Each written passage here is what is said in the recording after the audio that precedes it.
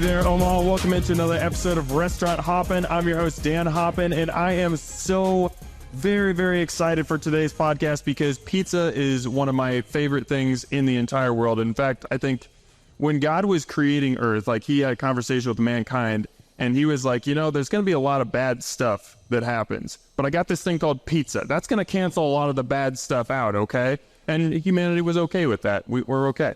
And to talk about pizza tonight, I have three of the experts in Omaha: Nick Strawhecker of Dante, Matt Frampton of Urban Slicer Pizza Company, and David Losole of Virtuoso Pizzeria. Guys, welcome to the show. Thank you for having us. Thank you, sir. Thank you for all coming. Thanks for having us. Yeah. Bravo. Okay, so to get started, I would love for each of you guys to kind of introduce yourself individually. Just talk about, maybe give me a 1 or 2 sentence synopsis about your restaurant and business, the style of pizza you create, and what drew you to that style. We'll start with you, Nick. Okay. Nick Strawhecker, Dante. Let's see, we've been doing it for 14 years. We're in year 14 or 15. Either way, we started in 2009. We do Neapolitan pizza. What drew me to Neapolitan pizza was going to the roots of what pizza is. I'm Italian. My people are from Sicily. They're from Lentini. His people are from Carlentini. And so I wanted to go back to my Italian roots. Spent time in Italy as a child eating Neapolitan-style pizza. And we opened at the beginning of the Neapolitan pizza trend in 2009, like I said. But that started kind of in this country in 2007. I wanted to do something different in Omaha that hadn't been done before. So we moved back to Omaha to open Dante. Bravo. Grazie. Matt Frampton with Urban Slicer Pizza Works. I'm a little bit different than these two who have restaurants. My company, we sell products, pizza dough mixes and sauces and seasonings. We're in stores like Shields and Hy-Vee, Ace Hardware nationwide. Started the company in June 2020 during the pandemic. I've been competing in barbecue for about 18 years. This is our 18th season. My buddy Logan over here. And it just kind of led to making pizza in the backyard, and so we took that angle. But I'm tremendously honored up here when I cook pizza in my backyard and I'm doing Neapolitan style, and I get someone tells me that it tastes like Dante. It's like the greatest compliment ever. When I'm doing New York style, if someone says it tastes like Virtuoso, it's like the greatest compliment ever for me. So, Well, thank you. Feeling lucky to be on stage with both of these guys. I just want to throw in a quick plug for Matt here. As someone who cannot cook at all, to be able to just have a shelf-stable product that all I have to do is add water to, and I can make pizzas that are of restaurant quality, it's unbelievable. There's nothing like this product that I've ever seen on the market. So that's just my personal recommendation for whatever that's worth. David, who are you? Sometimes I ask myself that, but I'm David Losole from Virtuoso Pizzeria. We started our pizzeria in 2017 after I got back from my Vegas and eating some really good Neapolitan pizza, and I was like, who has some good pizza up here? And I found Dante, and I was like, wow, we only got really like one good pizzeria that I feel. And so I was like, I could probably do that. And we just went in Benson, and we do New York slices and whole pies, and family run, my wife, my son, and myself. It's I don't have quite the story of these guys, but I have passion. That's what I love to do. So, I get paid to make pizza. That's pretty cool. So I tell my kid, I'm like, people pay us to make pizza. That's pretty awesome. So that is pretty much it. I want to kick off with a few statistics to just show how beloved pizza is. Americans eat 350 slices of pizza every second, to which we are helping to that statistic tonight. 93% of Americans eat pizza at least once per month. Why that number is not higher, I don't really understand. That 7% just baffles me. And 13% of the U.S. population eats pizza on any given night. So about 1 out of every 8 people in America is eating pizza for dinner every night, which is pretty incredible. Now, you guys you delved into this a little bit, but I want to go a little bit deeper. You three have really dedicated your lives to pizza. Nick, a little bit less so for you because Dante has wood-fired entrees and pasta as well. But pizza is, It's our bread and butter. It's a very important part of Dante's DNA. What is it about pizza that makes you guys so passionate? Just the product itself. I mean, go ahead. No, I was just going to say pizza's one of the most universal foods, and also one that you have to have dialed in to every day. You know, the dough prep is important. If you don't have good dough prep, you know, that's the undercarriage for your pizza, and then top it with quality. So for me, it's just about, you know, we took an oath, right? Like to keep a certain, you know, tomato and cheese and all that. So I like to honor the old school way. Yeah, I definitely don't honor the old school way these guys do, but I mean, I do try to respect the craft in a way that I'm trying to bring pizza to the home. You know, That's the best. Make it at their house. I say this about Matt, and Matt doesn't like it, but it's like one of the best products ever, and it's basically the Betty Crocker of pizza.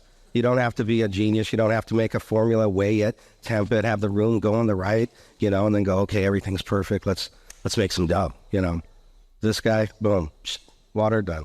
Yeah. You should still let it probably sit in the refrigerator for Yeah. You could still let it ferment a little bit. You know, that's anything to make it better. That's what I would do. Yeah. Yep. Generally speaking, for me, pizza is just something that brings people together.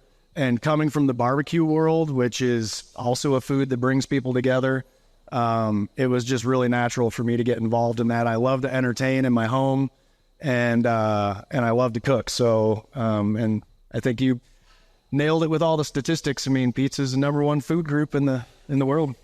Tacos are on the way, though. Tacos. I read an article this weekend, actually. That's your favorite. Which is kind of interesting, but tacos are taking over. What do I love about pizza? Yeah, what makes you so passionate? And you talked about this a little bit, just having it growing up. But is there anything else that makes pizza a part of your DNA? Yeah. Oh, for sure. So, for Neapolitan pizza, I think it's hard to have a dish, and I consider a margarita pizza a dish, just like like bolognese. If you eat a margarita pizza with a fork and knife, try that sometime. It becomes a different thing than a pizza out of the box that you're grabbing. Actually, it's like pasta marinara, right? It just becomes more of a dish. So try that sometime, maybe. And think about a margarita pizza. So you have tomato sauce, acidity, right? You have the mozzarella, which is kind of the base, kind of the middle part that, the stabilizer. The dough holds it all together. The Grana Padano, the salt, the olive oil. Also helps, has its little bit, the basil in a margarita pizza, but there's many, many, many, many different ways to do a margarita pizza. So we do it the way that we do it at Dante, which is, it's our way of doing it. It's fine. And I really love it. And I think that cooking with wood, and I'll think to myself when I'm working the oven at the restaurant, it's the purest thing that I can do in my life is cooking in a wood oven, because I feel like you can go back to, you can go back many, many, many, many, many generations. A wood oven has been perfected over thousands of years. I mean, they found a wood oven just like the one that I have in Pompeii, for example. So I feel like it's almost like a time machine to go back to my roots in Sicily. It's a primal. It's very, very primal. I love fire. It's like watching a campfire. It's like when you watch that, right? And so when you guys are having pizza, like what do you define as great pizza? Like what is it about a pizza when you bite into it makes you go, damn, that is good pizza? I mean, the crust is always the first thing that you're looking at, right? Yeah. Because anybody can put tomato sauce and cheese on something. So you're always looking at the dough first. I want a little flavor. I want some crunch, a little chew. You know, like taste a little love in there. Yeah, almost like a sourdoughy texture. Yeah, I don't want necessarily like bread. Yeah, like so Neapolitan is 18-hour dough, right? Generally, or ours is ready on the third day. Well, you make it, you do your starter, throw it in the bulk ferment, 18 hours. Giving away all his secrets, man. Yeah. We got a room. How many liters water? One. Dante, 2, 3, and 4. Last week, and 3 is the optimal. 3 is optimal. I think we both already agreed on 3 days being optimal for pizza. Yeah. I think the dough I brought you today was actually 4 days, but good. How long? I like the fit day too. Oh man. Well, I mean, we haven't always been busy. We've been very fortunate in the past few years, but years ago we'd sit on dough for 6, 7, 8 days. Yes. Because there was no business. I mean, it starts to, what happens is the dough starts to kind of it degrades on day 6. Yeah, it loses rhyme. It breaks apart and it starts to like. I think day 6 is pretty good. It tastes like that. Yeah, you really get the fermentation. Yeah. I teach classes, barbecue and pizza classes as well, and At Metro? No, just private. Right last. This is a great call. That's very cool. No, I just thought you were being facetious because they don't have a pizza program out there. Yeah. But so having done barbecue for so long, I use this analogy. I say, just like smoke is a flavor in barbecue, time is a flavor in making dough. 1,000. And it really does change the characteristics of the dough each passing day. But I've found, about a week, it starts to degrade. I've gone 14. Oh, no way. Yeah, I wouldn't recommend eating. Really? Yeah. Well, the longest I've got Boozy. 29. Interesting. Yeah. 20 long days. 20 days? Yeah. Well, that's straight sourdough. Oh, Yeah, that's crazy. It was Holy like cow. on the edge. No rise at all, but flavor. Yeah. Yeah. I ate it. I was like, I wouldn't serve it. But, Right. it was edible after 29 days. That's insane. But you got to keep the air out of it and keep it, in Yeah. a cool place. It's safe. Yeah. So 4 or 5 is probably best. I love that you guys, when I asked that question, gravitated towards dough, because I would agree. That's kind of I don't think you can have a great pizza without a great dough, and it's amazing because every style of pizza has like these unique characteristics to it. Like a New York style pizza is vastly different than a deep dish that you might make, Matt, or than a Neapolitan. And there are different recipes that you have to use, different ferments, different cook times, all these different things to create these unique doughs. How did you guys, when you were originally creating your product and figure out this is going to be Dante's dough, this is going to be the Virtuoso dough that we use, what was your process? How did you figure out what that was going to look like? I cried in the walk-in cooler first. No, honestly, there's a base. Yeah, tell it. We had issues. I had issues. I just came off construction, right? I was in construction mode, building. So I had 5 weeks to open our pizzeria. I went to the Pizza Expo. I was working at Losole, my family restaurant. That was like, I'm going to go on my own. And they were like 5 weeks. You got till you have to start paying rent and doing everything. And we basically went from construction mode on a Wednesday to a Thursday trying to make dough and figure it out, going into like a BFF, which is a Benson First Friday. My wife's telling me, what are we going to do? You got no menu, nothing, no chairs inside the place, no vent.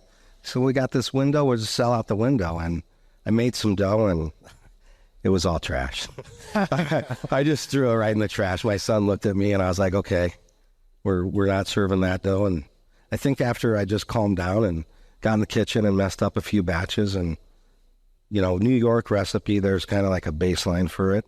And then you go to your flavor, your browning agent could be one of 3 things or more. And, I don't like sugar, so I don't put that in there. But, you find your flavor profile, the salt content, how much oil, and then you just start working with it. And then I think if you looked at my pizza from my first time I made it, and I thought, oh man, this is great pizza, right? It was lousy looking, like 6 year ago pizza to what I make today is like, okay, got it a little more dialed in on that oven. And, I went from a gas oven to an all electric oven, and, there's different dimensions inside there. And, cooking in like Nick, he's got a wood fired oven. It's going to be 900 at least, somewhere in that range. And his pizza and his bottom is going to recover quicker.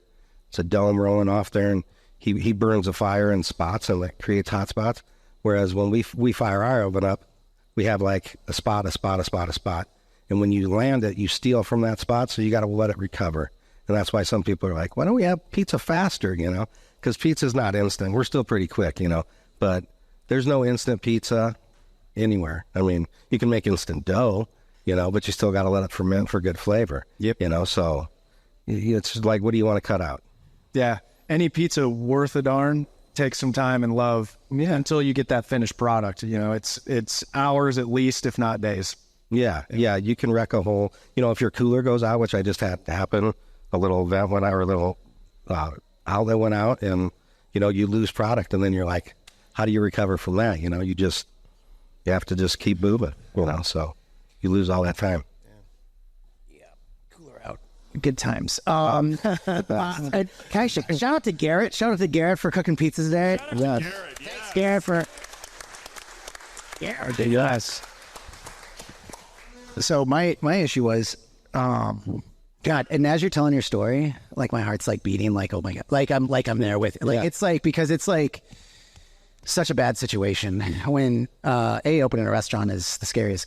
I mean, and so we had an issue, Garrett, we had an issue at the restaurant 3 weeks ago, maybe 2 weeks ago. We haven't had an issue like this in 12, 13 years, maybe. A long time, longer than honestly, I can't remember. So our guy Jaime, who Dan knows. He's awesome. Jaime's like arguably makes more pizzas than anybody in Omaha. I mean, he's our main pizza guy. And then, I mean, there's a lot, but he's the first guy I hired in 2009, and I hired him as a dishwasher. He washed dishes for 6 months. We trained him how to do pizza, right? And now he literally has been doing it for, I mean, you guys met Jaime before. He's the man.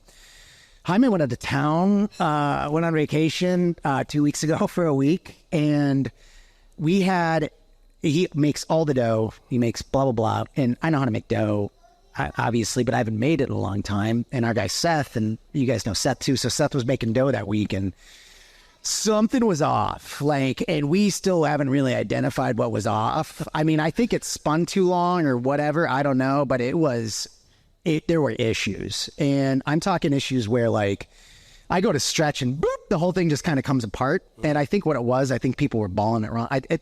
So there's now pizza is on paper the most simple thing possible, right?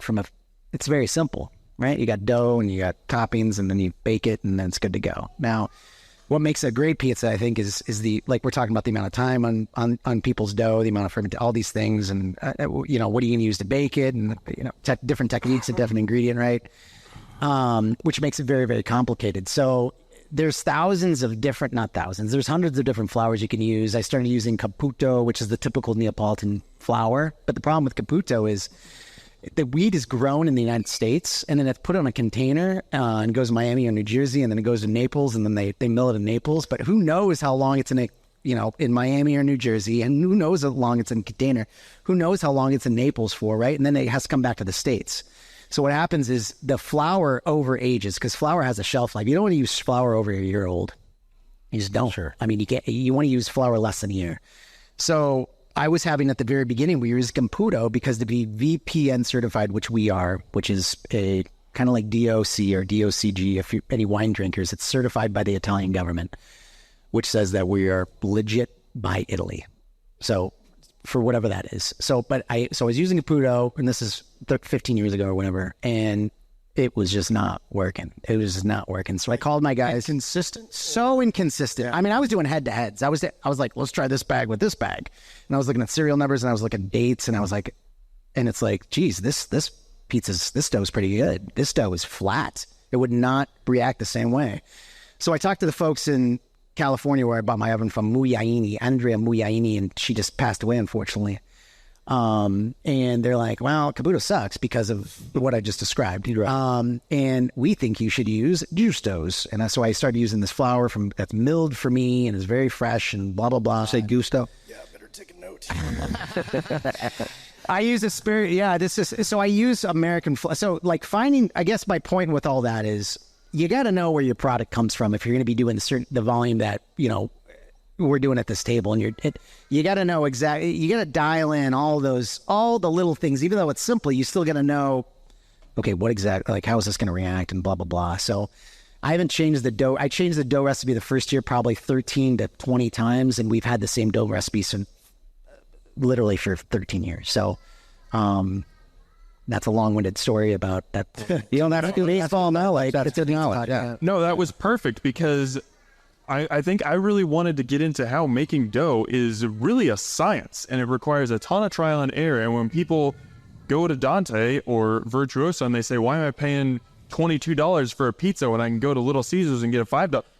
No offense to Little Caesars, it has its time and place, but the high schooler making that pizza has not spent 15 years working on their recipe, has not, trained somebody to use a wood-fired oven. It's a different level of product.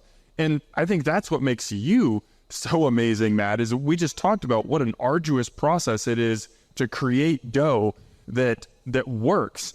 and you found a way to bring this to the public in like the simplest way possible. When you were thinking about starting Urban Slicer Pizza Company, like how did you even have that idea in your head that this was something that was a possibility? It was sort of born out of necessity at first because I was teaching classes. So our company turned 3 in June, but it was really like a 5 or 6 year journey leading up to that, and basically R&D. I didn't know I was doing R&D when I first started, but that's what it became. I'm a very fickle person, so I don't like being boxed into just one style. So I was making pan pizzas and New York styles and grilling pizzas and stuff like that. And so I think I've tried every flour from every mill that you can buy as a consumer through that whole process. And it really is all about the ingredients that are in there. When you look at us, what'd you call me? The Betty Crocker? So when you look at us on the shelf next to a Betty Crocker or somebody else that makes a mass scale pizza dough, the first thing that sticks out is the price. We're a premium product. It's more expensive, but a lot of that has to do with the ingredients that we're procuring. But yeah, so I'm looking at things like where and how it's milled. And not all flours are created equal. One all-purpose flour is not the same as another all-purpose flour, or one bread flour is not the same as another bread flour. It's very important to choose a flour based on what you're making, whether it's bread, pizza, calzones, whatever it is you're making. So my whole journey was really, I was teaching these classes. I was looking for a pantry-ready product that I could just take and have ready to go and not have to weigh out ingredients every single time, because a lot of times I'm traveling. Couldn't find it, so I was literally just putting it in baggies for myself, and then decided to try and productize it. And we got stupid lucky with timing. The home cooking explosion happened during the pandemic. Tell her how many stores you're in right now. We just went over 4,000 stores. Oh my gosh, that's pretty awesome. Oh, yeah, it's grown. Yeah. Thank you. It's grown pretty quickly. It's been a bit of a whirlwind. I knew nothing about the logistics business. We do all our own distribution and stuff like that. It's a whole nother story. But that's really how it was born for me. And we have 4 different blends of dough mixes. They're all completely different flours, different purposes. And they're different because of the ingredients that are inside. Now, I had a pizza maker tell me something one time, and it's something that I've ascribed to, and I want to run it by you guys to see if it passes the smell test. And they said that you judge any pizzeria by its cheese pizza, because there's the 3 most quality ingredients that define pizza are the crust, like we talked about, the dough/crust, the sauce, and the cheese. Once you start just piling stuff on top, then, you kind of, the more stuff you pile on top, the more you get away from the essence of what pizza is. Do you guys ascribe to that theory, that the cheese slice is the defining slice? I do. I mean, cheese is simple. If you can't nail simple, then you can't nail anything else. Yeah. I mean, it's a basic thing. If you go to an Italian restaurant, you don't, order the steak or something. You just get a bowl of spaghetti and meatballs and try that. Nick, I think the steak at Dante is great. Yeah. Record. But, that's how I would judge it. Thanks, Dan. Yeah, that's how I would judge it. Like sitting there going, well, I need to reformulate my steak. Well, you just go simple, What's the simplest thing on this guy's menu, No, yeah, I mean, Maybe it's the cacio pepe, I don't know. no, but I agree. Like the cheese margarita pizzas, yeah, that's what I mean. I mean, but I can tell with any pizza if it's going to be good or not. I think if from the dough standpoint, Kind of from looking. Just from well, yeah. Well, not from. I mean, yes, I get. I mean, I knew immediately. For example, our oven was. I walked up and grabbed a piece of pizza when I got here, and I was like, I took a look at it, and I was like, the oven's a little under temp. I see, and Sorry about that. yeah, I was like, dear, what's the story? Why is the oven under? And we had a little. But yes, it could tell right away. I stole all the heat from his oven, is what he's saying. No, yeah, I did. Somebody didn't put the lid on our oven last night, so it let all the heat out, which is it rarely happens. But it's all these little integral things that like make the product great, right? You know what I mean? So it's like you gotta have it all dialed in. I think a margarita pizza is the best way to figure out if it's a legit pizza place or not. Which is the world's best cheese pizza. Totally. If they have margarita, that's the cheese pizza you get. You get the margarita. There's joints in Italy, like a lot that only serve margarita and marinara pizza. I wish I could get away with that. I wish I could get away with that. I wish I could get away without cutting pizza. Yeah, right. They just fold it. Yeah. And this, No, we did it with a fork and knife. Oh, Like, yeah, you gotta ask them to cut it if you go to Naples. You could force that. then you can do it. No, I do, but it's like, but I also like to make money. You know, we also gotta pay our bills. You know what I mean? Because we've tried, like we've done that. We have on the menu, hey, please ask for a cut, and it just doesn't translate. You know, and sometimes I don't. you need an app. These people, we need an app. You know, push here if you want to cut. Yeah. Matt, what do you think? I'm with these guys. I think a cheese pizza is that's the standardization measurement for me when I go in a pizzeria. But I'm tasting the dough. I'm tasting the sauce. Is it well balanced? Is it acidic? Is the cheese a high fat content cheese and melty? Or you can really tell the quality of all those things when you just put those three together. So, Yeah. Yep. I'm with these guys. Nice. All right. Next thing we got to talk about MOPA, which is the Metro Omaha Pizza Alliance. So I actually, before you started this, David, I had you on the podcast about a year and a half ago, maybe a little longer. Yeah. But you described it as the idea is to build a community of like-minded businesses that network, uplift, and celebrate each other through pizza. It's a pretty darn good business statement, if I don't say so myself. Where did the idea come from, and why were you so passionate about bringing Omaha's pizza restaurants together? Well, these are two of the first guys. I kind of ran it by Frampton, and I ran it by Strawhecker. And actually, it was a little brainchild of mine 20 years ago. I wanted to get Losole, Anthony's, and the Greek islands to kind of unite in like a community of chefs and cooks, because you get a lot of burnout that goes on. It's high turnover. So make these guys kind of all trained in the same level, have a little bit of pride. I don't want to get off track, but that was kind of where it started, right? So here I am, fast forward, and I got this pizza place that I do, and people always, there's the internet, everybody's in competition, this, that, and the other, and so I thought one of the best ways to shatter any stereotypes was to bring everybody. I invited maybe like 56 pizzerias. I think we got 18 that were like, yeah, I believe in this. I'll do this. Okay. So what it is just like you said, like-minded individuals and a pizza community that we meet, we brush ideas off each other. We're all independent. So sometimes you go through things and you think, how does Dante do it? You know, what's his secret? You know, how'd Frampton get to where he is? I want to do that, you know? So this is a little platform to kind of just, meet up. We, Dante's hosted one, I've hosted one. We'll have have we had 3 or 2?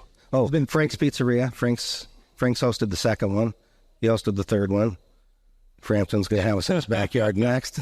But, just, have people come together, talk about not just pizza, but business. And then we just had at our last little panel discussion, like we're going to get a little web presence going, put almost like a workplace up there, because I'm always looking for somebody, every pizza that's been made at Virtuoso. We'll say if there was 1,000 pizzas made at Virtuoso, 997 of them have been made by myself or my son.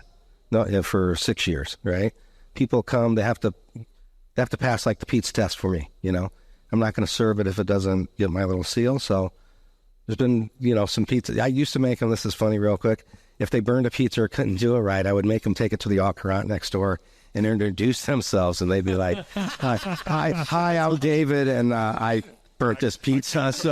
So here you guys go, and, Ben Maids is a friend of mine. So we have fun with that. But, so it's hard finding help. So we want to have like a little, so if somebody comes in and they're at Dante and they're like, hey, I got pizza experience, but he's not looking for somebody, he can send them to the platform, or he knows I'm looking for somebody and go, hey, go down to Virtuoso and, kind of not be in it so much alone. And then also do, bringing in quality products, getting them more readily available, because, a lot of the things that I order, I'm sure you order, always special order. They're like, you got to get a pallet, or you have 7 to 10 days, or be on a certain number a week, so they'll bring them in for you. Sometimes if you get 1 or 2 other people, then you get more product and we can get the price a little more stable and down. So that's my plan.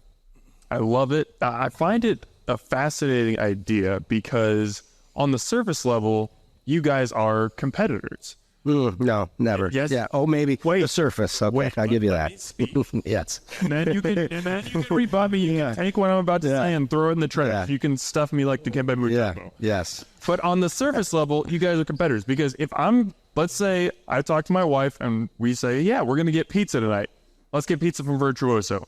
That means we're not getting a pizza from Dante. We're not getting pizza from Moots. We're not making pizza with Urban Slicer. On that level, you are competitors because you are competing for people's business. But you have taken the approach that, hey, we want to make everyone better. And we believe if we're siloed, we are not better. We're trying to make the Omaha pizza community better.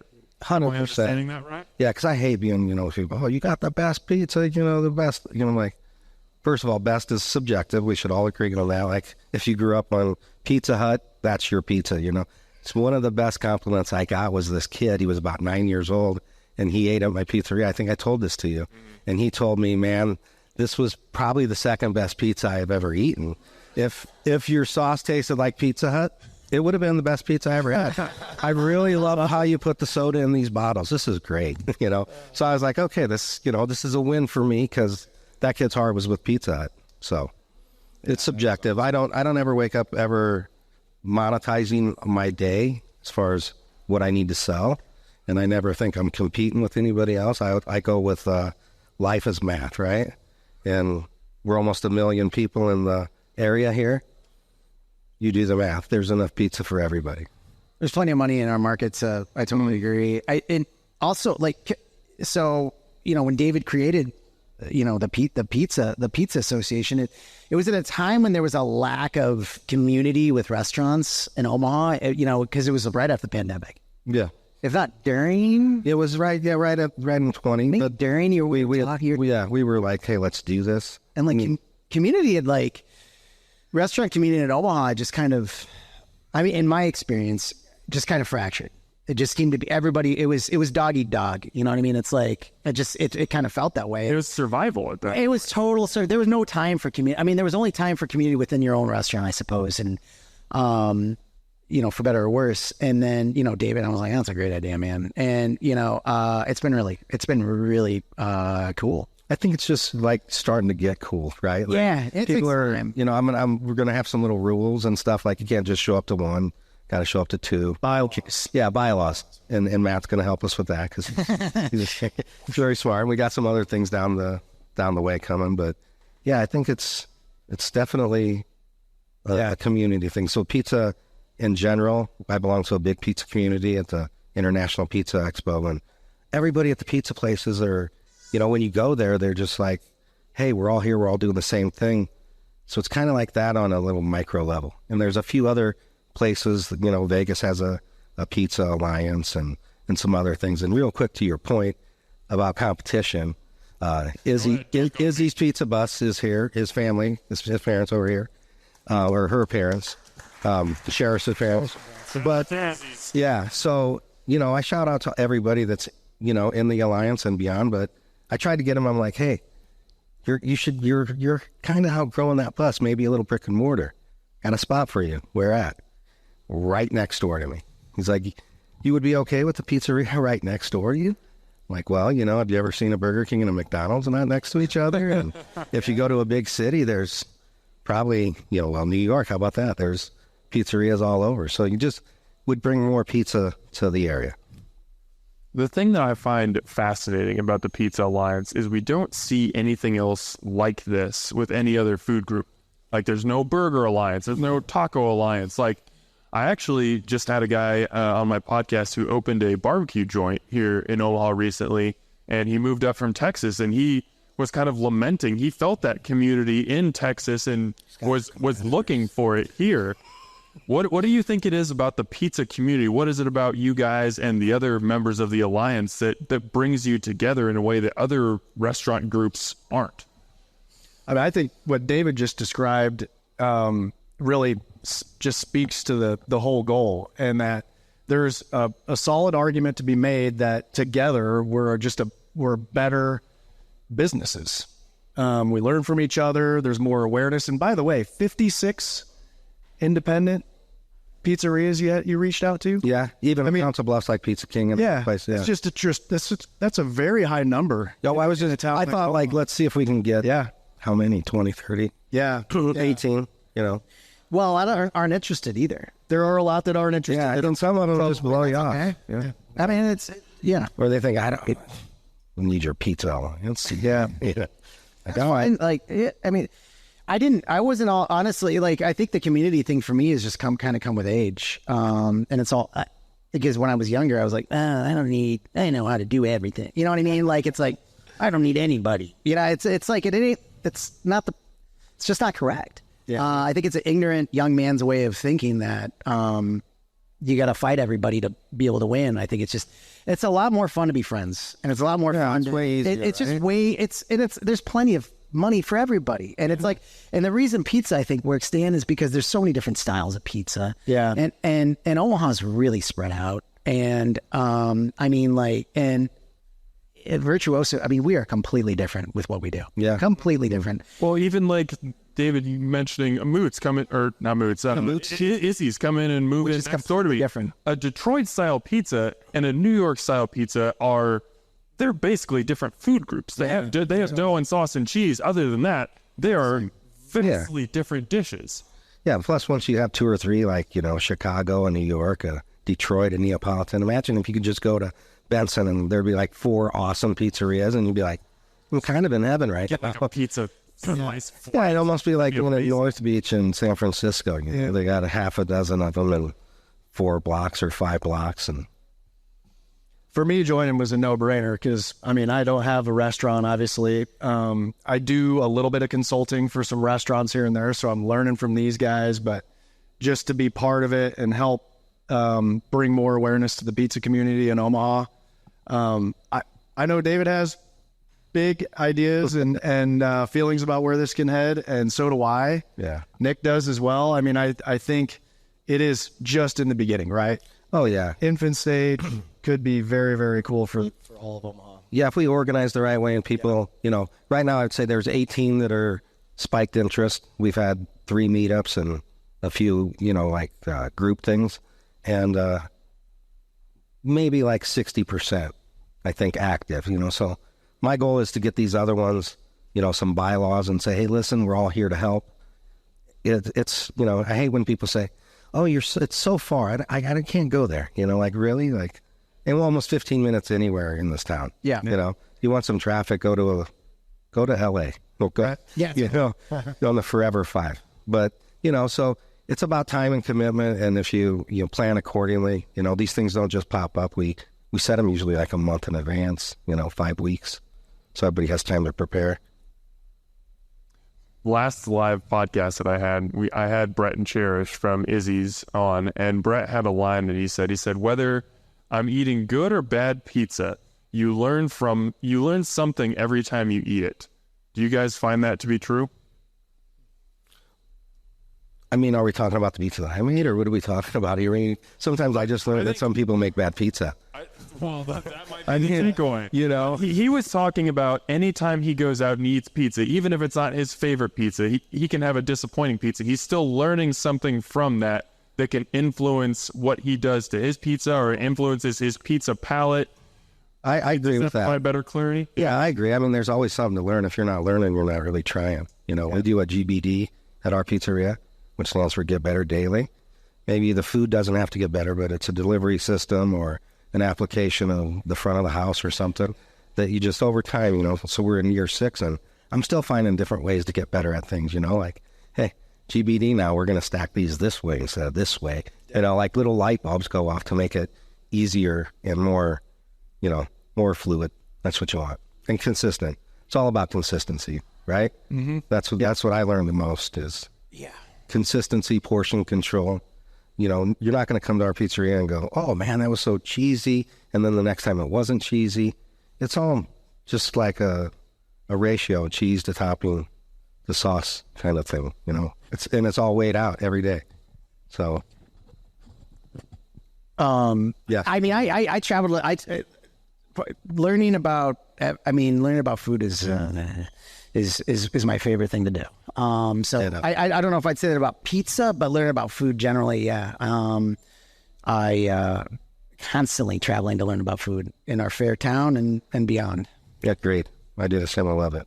You know, I learn some of my best stuff actually when I go to other people's kitchens. And you get to travel, even if it's traveling to 204th or you're in Long Island or wherever you're Italy. You go, oh man, this is so awesome to be in this guy's kitchen right now, and you just learn things that you're not exposed to because your way is usually like. What's an example of that? I would say the way I opened my 20-inch pies when I went to Long Island, for instance. I learned with some really great guys. I was doing for another project I'm doing, and we did some demos, and all these people came, and one of them was a guy named Andrew Bellucci. He helped bring back Lombardo's Pizza and kind of a New York legend. And I had a talk with him. You know, I kind of leaned in and we talked for a minute. And it was like a 7-minute conversation about how he thought a certain time of fermentation before you push the pizza out into the pan was actually the best way to do it. And then let it rise in the cooler for another day and a half. And that's optimal pizza. So I applied that. I was like, oh, wow. But I also learned from a guy named Michael Esposito of Vittorio's Pizza, Mike's Underground. I learned how to do Neapolitan style pizza. So when I opened up the pizzeria, I was like, I'm in 21 bars and 5-6 blocks. What's going to fly here? You know, not pan pizzas because those take too long. I was fresh back from San Francisco. They had a lot of windows. I'm like, I'm going to put a window in here. And so I had to do slices. So I would open pies like this and sometimes spin them. And then Esposito was like, you know, just take the bottom and you just go like this with it and spin it at the same time, but like this and not from the middle. And I did that, and I feel like the bottom of our pizzas are, you know, a lot better. Not Distributed more evenly. Yeah, you don't have that little thin spot that you sometimes get from a knuckle or a drag when you catch it and it sags and, oh man, you know. Yeah. And you don't want to throw every dough ball out like that, you know. Rather just lose a slice. Yeah. Than a puck. Yeah. You know, so depends. But that's, you know, learning from other people in their kitchens, best way to learn. I mean, you can give me a book. Actually, I got a book and I read it and I was like, I can't figure out how to make this pizza. This pizza is horrible. So I went to the pizza school in San Francisco and was like, let me learn how to do this. Yeah, we're not some doctors up here. Yeah. I can barely read as it is. I mean, but so anyway, I'm the same way, man. Yeah, I'm the same way, 100%. I got to learn by doing. Yeah, absolutely. And mistakes. Yeah, that's right. Mistakes. Yeah, we fail a lot. Everybody's like, "Oh, you ever wreck a pizza?" Absolutely, I wreck a pizza. Oh, you just never see them, you know. Right. So I wrecked 2 out there today. I wrecked the first one. I landed it right, you know, and I pulled back. It was so hot that it stuck to the peel. You know, I was sitting out in the sun for a second, and I shot it, and I was like, "Oh well, there's a hole." Yeah, you know. So part of the game. Yeah, I think I served it anyway. You know. And it's just a hole in it, so somebody got the whole It's like tasty. That's a fun. Save that one for my dad. Yeah, there you go. Oh, the burned one. Dave, I want to talk a little bit about authenticity, and I think you guys are perfect to talk about that because David and Matt, you guys are both certified pizzaiolos who graduated from Tony Gemignani's. Sorry about that. Breaking everything up here. International School of Pizza, which is now sadly closed, but you guys are certified from there. And Nick, you mentioned Dante's certified VPN and everything. So, and I am too. And you are too? Yes. By the same organization. By the same organization. Nick's been on the cover of Pizza Today. Yes. This is true. Nick is legit. My number one news source. Yes, absolutely. If you're not getting your news from Pizza Today, do it. You just don't know what you're doing. So my overall point in saying all this is you guys are people who have dedicated a lot to the craft of pizza, and you clearly see that there's a right way to make pizza, and you wanted to learn from the people who've done this. So how important is authenticity to pizza? Oh, for like our pizzas, like to what we do at our joint, or just in general? I want to say in general. We'll start off in general. It just depends on the context. So like if it depends on the context, 100%. Like, okay, tell me why. If I'm eating at a Neapolitan pizza place and, well, let me tell you that place in, God, I can never remember the name. Okay, I went to this very well-known place in Naples couple months ago outside Frank of Naples. Pepe's. Frank Pepe, yeah. And it was authentic, but like doing very, very different things. And it was I think we did a 7-course pizza tasting menu. So maybe not traditional authentic. Not traditional authentic, but yeah, exactly. Based on authenticity and based on, and I was like, what? And I didn't, frankly, I was like, I mean, I've just eaten so much pizza that like at that trip, I didn't really want to do it, to be honest with you, because it's like, I'm like, really, we're doing it? Like, Wow. why? Because I didn't make, It's a first world problem, right? I've eaten so much pizza. I don't need any more pizza. I didn't even want to say that, but like, because the trip, it was a wine trip. So, but like Mark, my friend, made the reservation. He's telling me about it. I'm like, and I was like, oh yeah, I've heard of that. And then we went, and it was absolutely magical. It was absolutely amazing. It was It's a kitchen table, right? On that show on Netflix, yeah.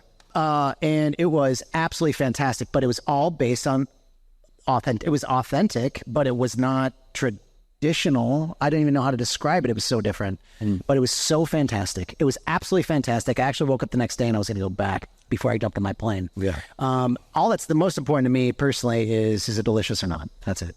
That's exactly where I'm at. Now, Tony would kill me if he sees this podcast, right? Because his mantra is respect the craft. Right? Oh, 1,000%. I do respect it. And one of the reasons I went to go to the International School of Pizza is to sort of have some credentials behind me, lose the, it's a barbecue dude trying to make pizza stigma, which was hanging around. And even Tony, like the whole week, he's like, it's not a brisket, boy. You know? Really?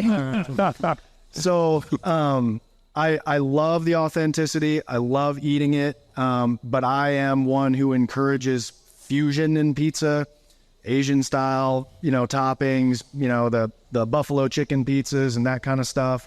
Trying out different styles as long as it tastes good. Good solid dough, the sauce, whatever you're using, the cheese, it's all good quality ingredients. That's what's important to me. But I also love, being able to eat authentic styles, Yeah. I get a knock at our pizzeria because I don't serve ranch. I just keep it simple, and people are like, oh my God, he hates ranch so bad. I have other toppings, so I just keep it a lot more traditional than most places, but I also believe pineapple belongs on pizza. That's great on pizza. People are like, oh my God, pineapple, you're so blasphemy, They're the same people that are like, I hate Mondays. So there was some guy that woke up and he's like, you know what? Mondays and pineapple. Mondays suck and nobody put pineapple on pizza. Yeah. And so some people ran with it. It's like the same guy. Yeah, it's the same guy. Type of person. Same type of person. He's like, I don't know, it's like I shouldn't say this, but I'm going to. It's like kind of when people say, how you doing? I'll just live in the dream, living the dream, they say it kind of like, I hate my life. Dude, it drives me crazy too. We all have choices, and I choose to make pizza, and I love it. I love making food. Food feeds the soul, let's be honest. If you make good food, you can have a pile of money, and I can have a stack of some really good pizzas, and I'll get in before you get in, because I'm feeding the soul and the people, they love it. They're like, oh, this is great, so I don't do what I do for money. I don't think any of us really do. Money's, fundamental part of life. We all need it. But I don't monetize, like I said, I don't monetize my day or, I do have to price food out and stuff. But for what you give for our quality and stuff, I mean, when people, it kills me when they say how expensive we are, or, can't even get Parmesan cheese on the table, or they say that when I give them Pecorino Romano that it's Parmesan, I'm like, there's little differences, like sheep's milk and, quality ingredients versus just table ingredients. So, and there's nothing wrong. Listen, pizza, that's why I formed the Alliance. Let me be clear. There's a place for it. And I was on Hoppen's podcast before talking about when you say, is there things to learn? You can learn from like Little Caesars, Yeah. And these people are massive delivery giants, Pizza Hut. Dominos. Domino's is really just a logistics company that has pizza that they're delivering. Domino's is pretty great, and I think Little Caesar's pretty great. Yeah, I mean, for what they do, if somebody said I could be on that, what they developed. yeah, Tech, the automation, everything behind those companies is like next level. yeah. My cousin's actually head of advertising for Domino's. Oh, really? Yeah. Oh, wow. So Okay, so you guys are all agreeing on that. Tell me why. What makes Little Caesars and Domino's so great? well, listen. Anytime you can produce pizza on a level in the what are they?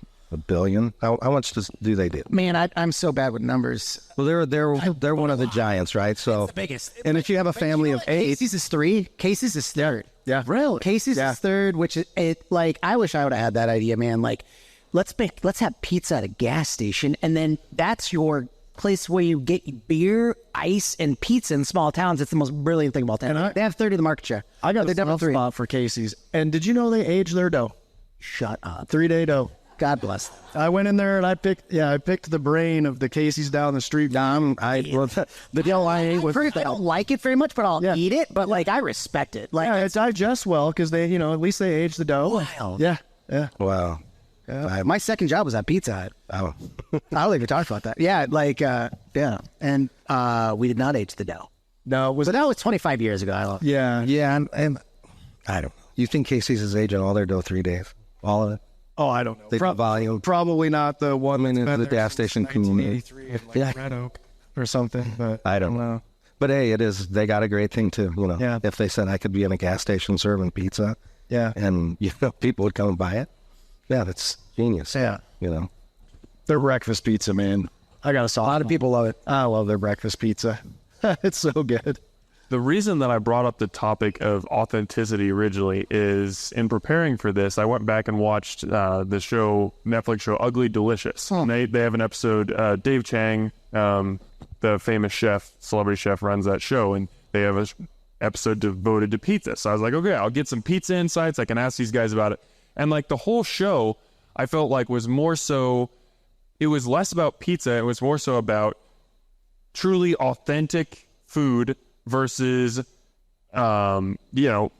just basic food, or why can I not think of the word, like blending different foods? Fusion. Yeah. My goodness. Yeah. Thank you guys. I feel really dumb right now. But anyway, like they almost like they pitted these two ideas against each other. Like you have to choose one or you have to choose the other. And I don't know. I just found that kind of weird. I'm kind of with you guys where, yeah, I can get down with totally authentic pizza, and I want to experience a pizza in Naples where I'm cutting it with my knife and fork. But at the same time, if I come down to Virtuoso, I'm just as happy eating a taco pizza, which is not authentic at all, as I am having the Serve a lot of chorizo. yeah. It's delicious. I It's special.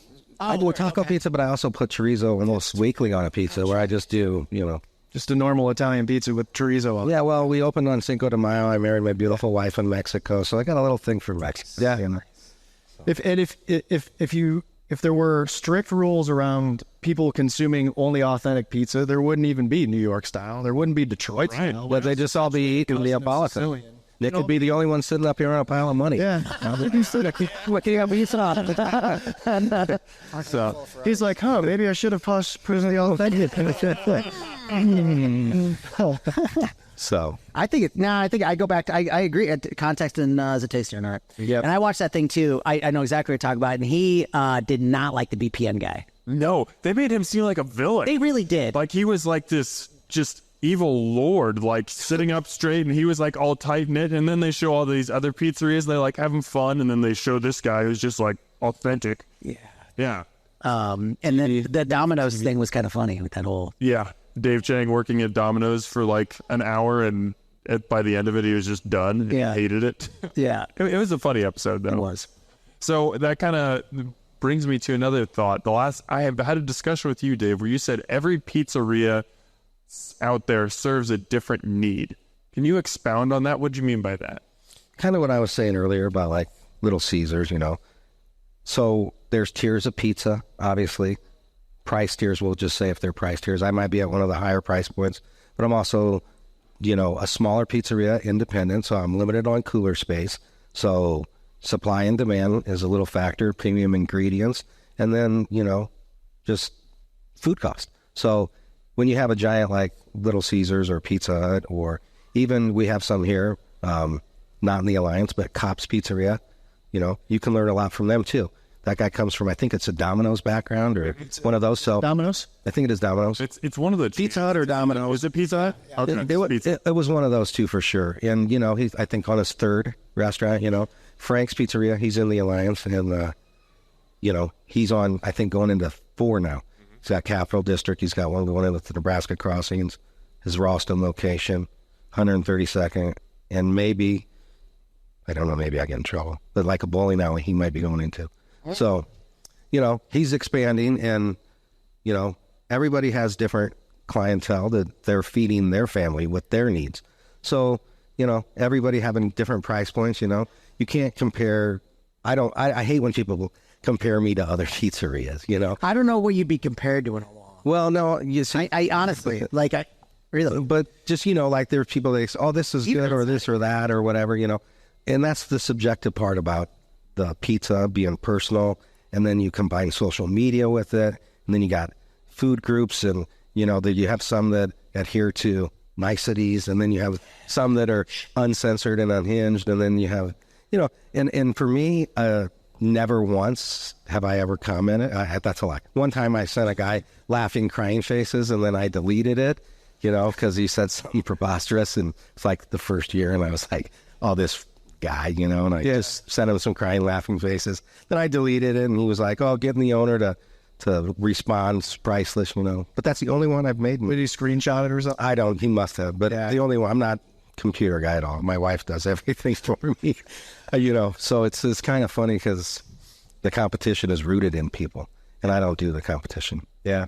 But there is food competitions, you know. People want to enter them. Keyboard warriors would love competition. Yeah. You know, so, you know, everybody, there's room for pizza for everybody. You know, everybody does it at a different level. Some, you know, Tasty Pizza, for instance, that lady, you know, Mary's a great lady. I don't know if you guys know her. And, you know, so there's pizza, and then there's pizza systems and different things, you know, and I'm available for hire. So Mary hired me to help her with the pizza system, you know, and this lady is banging out good product, and she's probably, you know, we'll just say she's doing hundreds of pies on a weekend, you know. So if you're doing 100, 150 pies and you're cranking them out, that's pretty good pizza, you know. So if you're doing 300 or 400, you know, that's really great pizza. So if you can put a system in and you can find a way, you know, sometimes I say I started out a little bit too high, you know, meaning I can make a lot more consistently affordable pizza, not by really lessening my product, but through what I've learned over the years of a process and a system, you know, and technology, different things. So, you know, you can develop different ways. I actually, real quick, I'll tell you, there's a guy in Cedar Creek. It's real quick.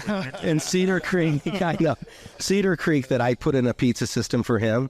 He's putting out one pizza every minute, okay? And it's good quality pizza, and he's doing it out of a turbo chef impingement, you know, oven, a conveyor belt. So, you know, there's a process you have to do to get to there, but you can do it, and it just takes time and patience and a system to follow. So that's it. Conveyor pizza is a little underrated. Well, if you do it right, you know, we got Williamsburg Pizza. They're new to the game. Yep. Here, you know. They're running volume.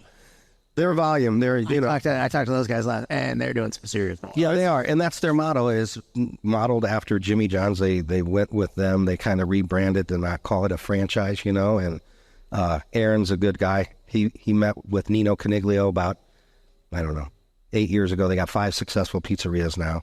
And these people from the Jimmy John's came, ate their pizza, liked it, seen the similarities in concept and delivery. So on 168th and Harrison, they built right next to their Jimmy John's, adjacent to the same building. Walk in this door, it's Jimmy John's. Walk in here, and it's, you know, a Williamsburg Pizza. And, you know, end game for those guys is definitely to get into the market share of franchising, you know. So they built a system, a pizza system. So they're still putting out quality pizza. Mm-hmm. They just are putting it out of a conveyor belt, and it's a little bit different texture and what you're used to, probably. A traditional pizza, back to traditional kind of deal, but still good pizza. You know, it's just like, what's your mood? You want thick, thin, crispy, you know, a little char. We got all those pizzerias. All right, we're running a little bit up against the clock here, but I want to hit you guys. Told you it'd fly by. I want to hit you guys with some pizza quick hitters. So 5 words or less from each of you. One pizza. Yeah, good luck. One pizza topping for the rest of your life. What is it? Can I just say I would eat margarita pizza the rest of my life and leave that be my topping, like basil and buffalo mozzarella?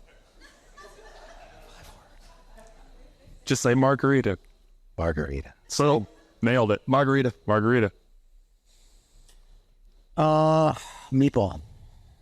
Right. I love meatball pizza. Meatball pizza is good. Yeah. If the Especially if the tasty meatballs, especially is Yeah. Okay. Meatball pizza's not bad. we might have done It's a 50. weird. I love meatball pizza. Weirdest pizza topping that you enjoy? Depends on who you're asking. I mean, I put crickets. Asking you. I put well. I don't think any pizza topping's weird. I mean, I put crickets on pizza once for a bug symposium up in Benson. So, they were edible crickets, but so maybe go with crickets. That's pretty weird. That's pretty weird, yeah. That's weird. We put chicken livers, and they sell really well when we put chicken livers in. Really? Chicken liver at 11 now. Wow. Okay. I guess that's kind of, I don't know. Yeah, that's definitely different. Blue Bonero jam from Chili Dogs. That is definitely. Blueberries and habanero? Yes, they make awesome spicy jams. They're really good on pizza. Okay. Take your word for it. Yeah. Favorite. Now, this is interesting because I think your favorite style of pizza might not necessarily be the one that you serve. So, favorite style of pizza? Neapolitan. That one I knew. Yeah. Same. Neapolitan. Yeah. Chicago cracker thin. The tavern style. I like it thin and crispy. I'm actually going to be bringing that back to the pizzeria because I was originally hand rolling them. I got a little roller now, so that'll make it easier.